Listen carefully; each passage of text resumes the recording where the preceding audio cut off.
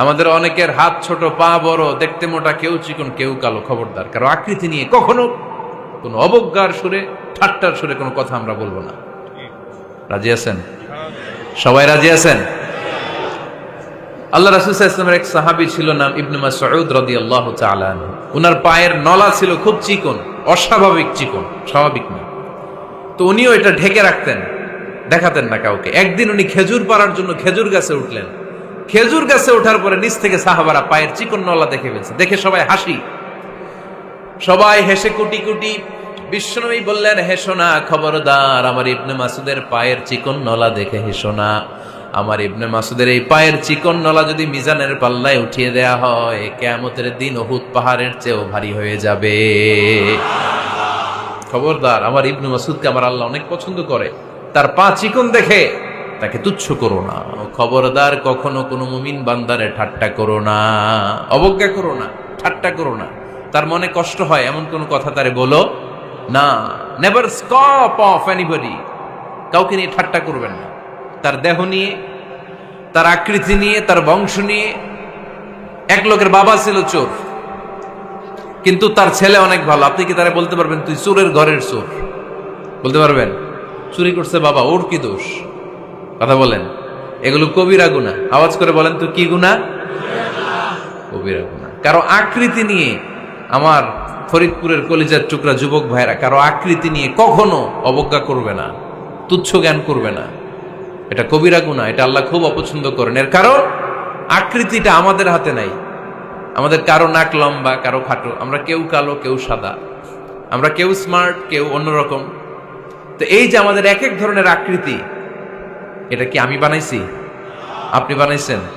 দিছে কে?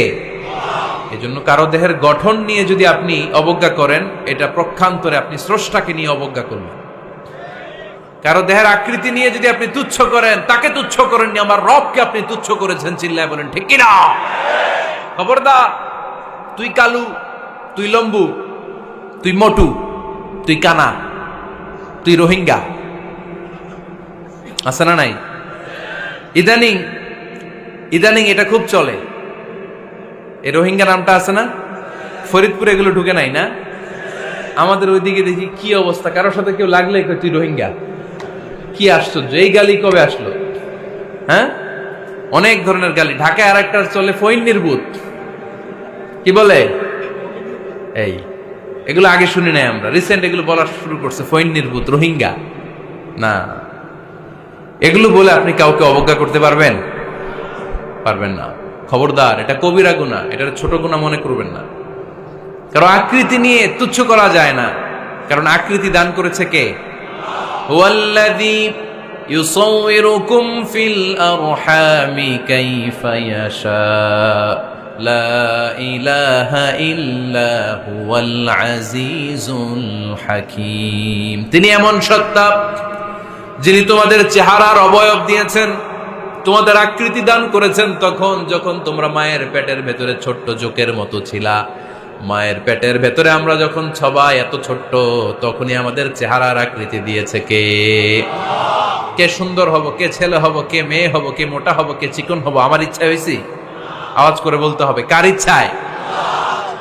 প্রত্যেককে যদি আল্লাহ প্রত্যেকের নিজের চেহারা ডিজাইন করতে দিতেন, আল্লাহ যদি বলতেন তোমার চেহারাটা কেমন হবে তুমি ডিজাইন করো, তাহলে আপনি আপনারা কেমন বানাতেন? হ্যাঁ বলেন, ফরিদপুরের ভাইরা বলেন। সুন্দর